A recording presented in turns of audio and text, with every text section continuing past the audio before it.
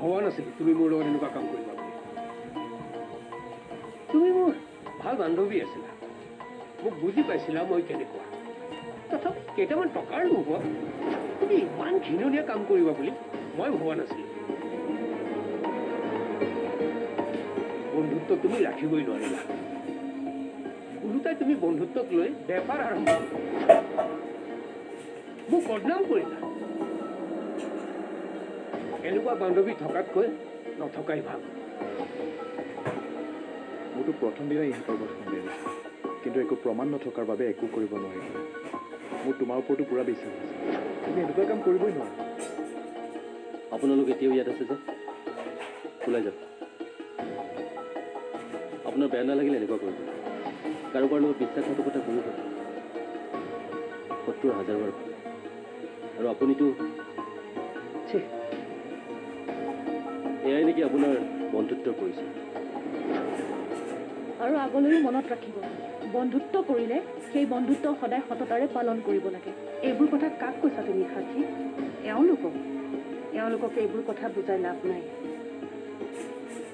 এওঁলোকে নিজৰ স্বাৰ্থৰ কথাহে বুজি পায়। নিজৰ স্বাৰ্থৰ পূৰণৰ বাবদ কোন আপোন কোন পৰ সকলো পাহৰি যায়।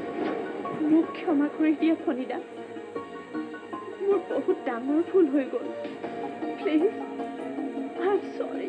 এতিয়া মই তোমাৰ কোনো কথাই নুশুনো। ভালে ভালে ইয়াৰ পৰা ওলাই যোৱা, নহ'লে পুলিচক মাতিবলৈ বাধ্য হ'ব। তুমি কি ভাবিছা ইমান এটা বেয়া কাম কৰাৰ পিছত তোমাৰ চৰিটোৱে সকলো ঠিক কৰি দিব? ওলাই যোৱা মোৰ চকুৰ আগৰ পৰা। মোৰ গাত কিন্তু একো দুখ নাই, মই এক্টিং কৰোঁ, মই এক্টৰহে। বাইদেউহে আনি মোক ইয়াত ফচালে। চুপ, মইতো আৰু একো কথাই নুশুনো। ৰবি, তাক মাৰি একো লাভ নাই। আৰু আপোনালোকে ইয়াৰ পৰা যাওক, পৰিস্থিতি বেয়া নোহোৱাৰ আগতে যাওক। ৰ'বা ৰ'বা, অৰা তোমালোকৰ সম্পত্তিখিনি লৈ যোৱা। লোৱা লোৱা।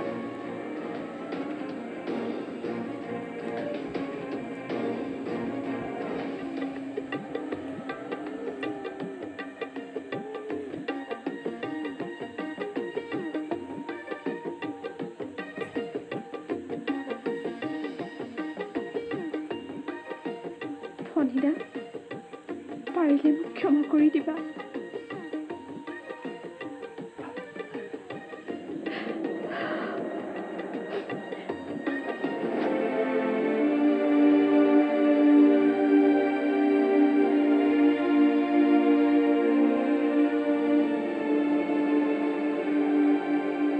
খুৰী, কি চিন্তা কৰিছে? সাক্ষী, কওকচোন। মোক তুমি বেয়া নাপাবা। মই আকৌ আগৰ দৰে হৈ পৰিছিলোঁ। আচলতে লভলী কৃষ্ণটোৱে আহি পৰিস্থিতি এনেকুৱা সৃষ্টি কৰিলে, মই নিজৰ স্বাৰ্থৰ কথা ভাবিবলৈ লৈছিলোঁ। মোৰ ঠাইত হোৱা হ'লে তুমিও নিজেই প্ৰথমে সন্তানৰ কথাই ভাবিলা হয়। হয় খুৰী, এতিয়া এইবোৰ কথা চিন্তা কৰি আপুনি মনটো বেয়া নকৰিব। মানুহে ভুল কৰেই। তথাপিও মই নিজকে কেতিয়াও ক্ষমা কৰিব নোৱাৰিম সাক্ষী। খুৰী, মই আপোনাক কৈছোঁৱেই দেখোন, এইবোৰ কথা এতিয়া চিন্তা কৰি মনটো প্লিজ বেয়া নলগাব।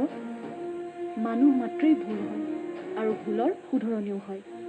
সেইকাৰণে তোমাক ভাল লাগে, তুমি যে কথাবোৰ বুজি পোৱা। মই পাহৰিছিলোঁ খুৰী, আইতাক ফোনটো কৰা হ'লনে? মাক মই ফোন কৰিছিলোঁ, কিন্তু মায়ে ফোনটো ৰিচিভ কৰা নাছিল। ৰ'বাচোন, আকৌ এবাৰ কৰি চাওঁ। হয়, ঠিক আছে। সাক্ষী, মায়ে ফোন কৰিছে। অঁ, স্পীকাৰটো অন কৰি দিয়কচোন। অঁ, হেল্ল'। হেল্ল'। মা, ভালে আছে নহয়? আছো আছো। আপোনাক ফোন কৰিছিলোঁ, আপুনি ফোনটো ৰিচিভ কৰা নাছিলে যে? অঁ, মই ঠিকে আছো। কাম এটাত ব্যস্ত আছিলো কাৰণে ফোনটো ৰিচিভ কৰিব পৰা নাছিলো। আইতা, আপুনি কেতিয়ালৈ আহি পাব? আপুনি ইয়াত নথকা সময়ত বহুত কিবা কিবি। অঁ, মই গম পাইছো। বাবাই মোক ফোনত কথাখিনি কৈছে। তোমালোকে চিন্তা নকৰিবা, মই গৈ কিবা এটা কৰিম। আপুনি কি কৰিব হিমা? এতিয়াতো হয় এটা, এতিয়াতো সকলো ঠিক হৈ গ'ল। মই জানো, কিন্তু মই গৈ ঘৰ পাই কিবা এটা কৰিব লাগিব। হোম যজ্ঞই কৰোঁ নেকি? মুঠতে কৃষ্ণ আৰু সাক্ষীৰ জীৱনটো নতুনকৈ আৰম্ভ কৰিব লাগিব। আকৌ যাতে ঘৰখন হাঁহিৰে পূৰ্ণ হৈ থাকে। মই গৈ আছো, তাৰপিছত ঠিক আছে দেই। বাই হ'ব মা। হ'ব। মামা আমি বিকিৰ বিয়াখন পাতিবই লাগিব। ঠিক কৈছা। তুমি এটা বুজাবাচোন, সি যে আমাৰ কথা একেবাৰে নুশুনে। মই এতিয়া নিশ্চিন্ত। এতিয়া মই মৰিলেও চিন্তা নাই। খুৰী কিয় তেনেকৈ কৈছা? তুমি জানা মই এইবোৰ কথা বেয়া পাওঁ। মা মৰাৰ পিছত তুমিতো আমাক তুলি তুলি ডাঙৰ দীঘল কৰিছা। মই কথাৰ কথাটোহে কৈছোঁ। মই নাথাকিলেও অন্ততঃ তুমি যিহেতু তাৰ লগত থাকিবা। কৃষ্ণ, হুম, তুমি বিকিৰ কথা ইমানকৈ চিন্তা কৰিছা। কোনো ককায়েকে নিজৰ ভায়েকৰ কথা ইমানকৈ চিন্তা নকৰে। Thank you. কৃষ্ণৰ ওপৰত মোৰ আগৰ পৰাই বিশ্বাস আছিল, কিন্তু সেই বিশ্বাস এতিয়া বেছিকৈ দৃঢ় হৈছে। আমি এইখন ঘৰৰ প্ৰত্যেকজন মানুহে এটা পৰিয়ালৰ দৰে থাকোঁ। বিকিটো মোৰ নিজৰ ভাই। তাৰ কথা মই চিন্তা নকৰিলে কোনে কৰিব? কিন্তু বিকিৰ কাৰণে এইবাৰ ছোৱালী মই চাম। কোন ছোৱালী? কিয় পাহৰিলে? ৰঙাব। ৰাজ, তুমি বন্ধু হিচাপে মোক যিখিনি সহায় কৰিছা মই এইটো জীৱনত কেতিয়াও পাহৰিব নোৱাৰোঁ। সঁচাকৈ তোমাক বন্ধু হিচাপে পাই মই প্ৰাউড ফিল কৰিছোঁ। প্ৰাউড ফিল কৰা নকৰাটো তোমাৰ কথা, কিন্তু মই এটা কথাই জানো, বন্ধু সদায় বিপদত লাগে। সঁচা। আৰু বিপদত সহায় কৰিব নোৱাৰাজন প্ৰকৃত বন্ধু কেতিয়াও হ'ব নোৱাৰে। ৰাজ, মই তোমাক কথা এটা সুধোঁ, তুমি বেয়া পাবা নেকি? এফালে বন্ধু বুলি প্ৰাউড ফিল কৰে, আনফালে বেয়া পাম নেকি বুলিও সোধা। নাপাওঁ, সোধা। তুমি আৰু কেতিয়াও বিয়া নকৰোৱা নেকি? কৰাম, কিয় নকৰাম? কিন্তু যাক ভাল পাইছিলোঁ তেওঁ এতিয়া আনো। কাক ভাল পাইছিলা? বাদ দিয়া, সেইবোৰ এতিয়া তুমি জানি কি কৰিবা? সেয়া মোৰ অতীত আছে। ঠিক আছে, বাদ দিলোঁ বাৰু। বন্ধু হিচাপে তোমাক এটা ৰিকুৱেষ্ট কৰিব বিচাৰিছোঁ, তুমি ৰাখিবানে? কি? যদি ৰাখিব পৰা হয় নিশ্চয় ৰাখিম। তুমি পাৰিবা, মই জানো। আগতে কথাটো কোৱা। তুমি তৃষ্ণাক বিয়া কৰোৱা। কি? তৃষ্ণাক? এইবোৰ তুমি কি কৈছা? মই ঠিকেই কৈছোঁ। তৃষ্ণা এতিয়া আগৰ দৰে হৈ থকা নাই, তাই বহুত সলনি হৈছে।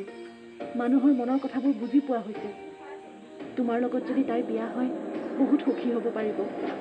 তুমি এইকণ সহায় মোক কৰি দিয়া না ৰাজ। বুজিছোঁ, কিন্তু হঠাৎ এনেকুৱা এটা ডিচিশ্যন মই ল'ব নোৱাৰিম। মোক আৰু অলপ সময় দিয়া। বুজি পাইছোঁ। আচলতে তুমি তৃষ্ণাক বিশ্বাসত ল'ব পৰা নাই। কিন্তু ৰাজ, তোমাৰ মোৰ ওপৰততো বিশ্বাস আছে। সেইটো নহয় সাক্ষী, তৃষ্ণাক ময়ো বিশ্বাস কৰোঁ, কিন্তু মোৰ লগত বিয়াত বহাত যদি তাৰ আপত্তি থাকে? সেইবিলাক সকলো তুমি মোৰ ওপৰত এৰি দিয়া। মাত্ৰ তুমি কোৱা তোমাৰ কিবা আপত্তি আছে নেকি? মোৰ কোনো আপত্তি নাই, কাৰণ মই জানো তুমি মোৰ ভালটোৱে বিচাৰা। ৰাজ, তোমাৰ পৰা মই এইটোৱে আশা কৰিছিলোঁ। থেংক ইউ ছ' মাছ। আকৌ থেংক ইউ। বন্ধুৰ মাজত ন' থেংকছ, ন' চৰি। এতিয়া আমাৰ সাক্ষী ঘৰলৈ আহিল যেতিয়া আৰু অপায় অমংগল। মই সৰু বাবাৰ কথাও শুনিছোঁ। এনেকেই থাকিবি দেই। ঠিক আছে আইতা। কৃষ্ণ কৃষ্ণ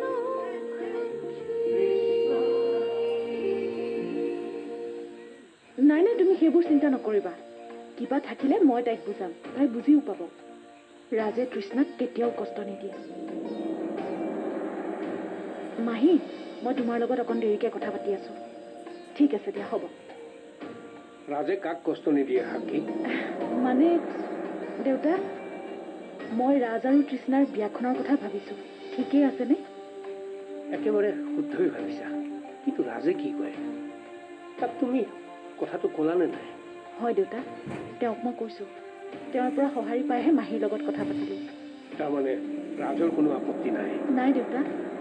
একেবাৰেই ভাল। ৰ'বা, মই ৰাজক ফোন এটা লগাম। হয়।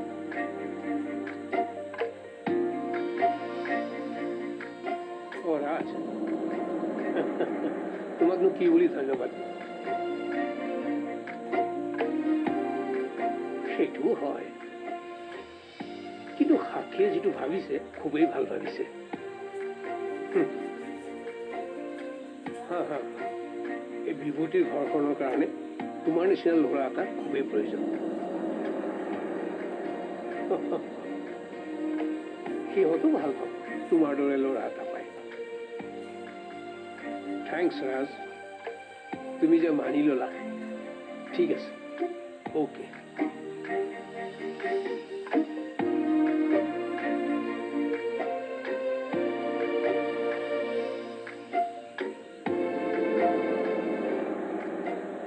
সাক্ষী, অঁ খুৰী, মায়ে ফোন কৰিছিল কাইলৈ ৰাতিপুৱাই বোলে মা পাবহি।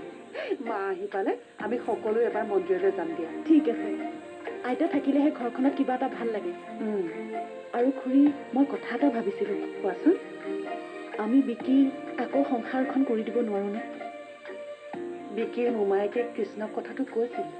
তোমালোকে যদি ভাবা মোৰ আপত্তি নাই। মই এই কথাটোৱে ভাবিছিলোঁ। ৰং আমাৰ পৰিয়ালটোৰ কাৰণে খুবেই যোগ্য ছোৱালী, আৰু বিকি ৰঙৰ লগত বহুত সুখী হ'ব পাৰিব। আমি ৰঙকেই তাৰ কাৰণে লৈ আনো। তোমালোকে যি ভাল দেখা। ঠিক আছে খুৰী।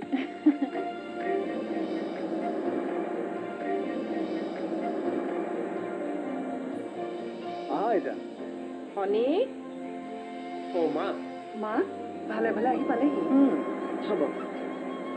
বহা। সাক্ষী, কৃষ্ণ, আহা, মা আহি পালেহি।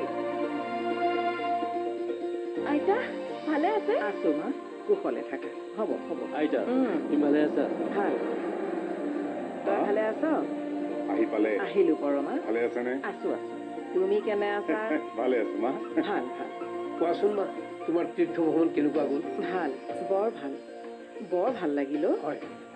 ময়ো ঘৰখনৰ বিষয়ে গোটেইখিনি খবৰ পাইছো। অ' তোমাক কোনে ক'লে? মই ফোন কৰিছিলোঁ আইতা। অ' বাবাই ক'লে গোটেইখিনি। হ'ব দিয়া, সেইবোৰ হ'ব লগা আছে। এতিয়া আমাৰ সাক্ষী ঘৰলৈ আহিল যেতিয়া আৰু অপায় অমংগল নহয়। মই সৰু বাবাৰ কথাও শুনিছো। এনেকেই থাকিবি দেই। ঠিক আছে আইতা। ককায়েকে ভায়েকৰ কেতিয়াও বেয়া চিন্তা নকৰে। তই নিশ্চিন্ত হৈ থাকিবি।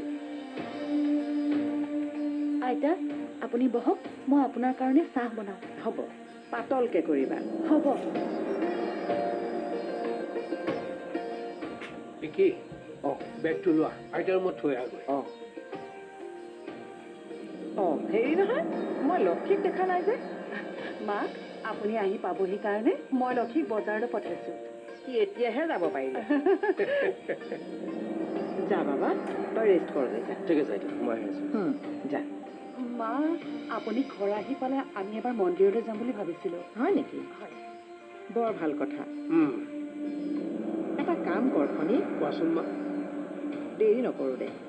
কাইলৈকে মন্দিৰলৈ যোৱা ব্যৱস্থাটো কৰ। ঠিক আছে। পৰমা, অঁ নহ'লে তুমি ওলাবা, কাইলৈ গীতা মন্দিৰলৈকে একপাক যাম। হ'ব দাদা, ঠিক আছে। কাইলৈৰ পৰা আমি আকৌ নতুনকৈ জীৱনটো আৰম্ভ কৰিম। ভগৱানৰ আশীৰ্বাদ যাতে সদায় আমাৰ লগত থাকে। তুমি সদায় মোৰ লগত থাকিবা। তুমি যাতে সদায় মোৰ লগত থাকা। I love you আংকি।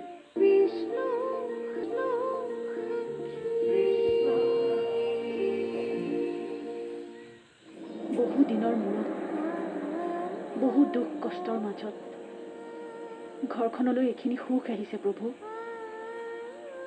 এই সুখখিনি যেন তুমি সদায় এনেদৰেই ৰাখা। মোৰ তোমাৰ ওপৰত সম্পূৰ্ণ বিশ্বাস আছে, কাৰণ জনা হোৱা দিনৰ পৰাই তুমি মোক সদায় সহায় কৰি আহিছা। দেউতাৰ ৰূপত, মাৰ ৰূপত, মাহীৰ ৰূপত, মহাৰ ৰূপত তুমি মোৰ লগত সদায় আছা প্ৰভু।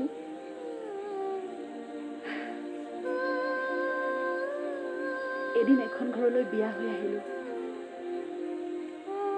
আৰু তাৰ পিছতো যেতিয়াই মই ঘাট প্ৰতিঘাতৰ মাজেৰে দিন পাৰ কৰিছো, তেতিয়াই তুমি মোৰ লগত সদায় আছা, সদায় আশীৰ্বাদ কৰিছা। কৃষ্ণক হেৰুৱাইছিলো, তুমি তেওঁৰ লগত বন্ধু হৈ থাকি সদায় সহায় কৰিলা। নকলি কৃষ্ণ আহি এইখন ঘৰ শেষ কৰি দিব ওলাইছিল, তেতিয়াও তুমি ৰাজৰ ৰূপত আহি মোক সহায় কৰিলা। কেতিয়াবা ৰাজৰ ৰূপত আৰু কেতিয়াবা দেউতাৰ ৰূপত তুমি মোক সদায় সহায় কৰি আছা প্ৰভু। কাইলৈৰ পৰা এটা নতুন জীৱন ল'ম, এটা নতুন জীৱনৰ দিশে আগবাঢ়িম।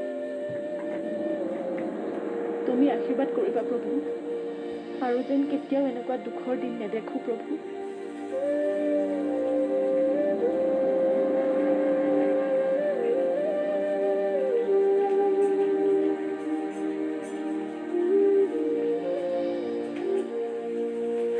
এনেই সেৱা কৰি আছিলো।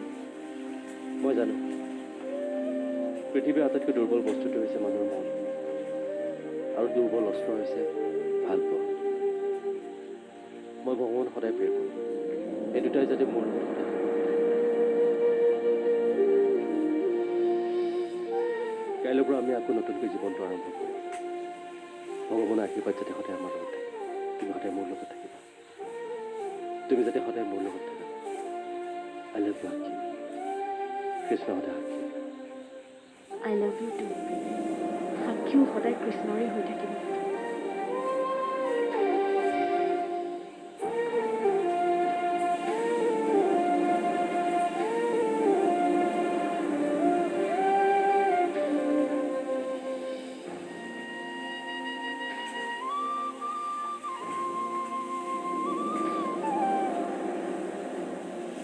হে প্ৰভু, নানান ঘাট প্ৰতিঘাতৰ পিছত পৰিয়ালটো আকৌ ঠন ধৰি উঠিছে। আজি পৰিয়ালটোৰ আটাইবোৰ সদস্য আহিছোঁ তোমাৰ চৰণত মূৰ দুৱাবলৈ। তুমি আশীৰ্বাদ কৰিবা প্ৰভু, পৰিয়ালটোৰ আটাইকেইটি প্ৰাণী যাতে কুশলে থাকে। হে ঈশ্বৰ। ব'লা।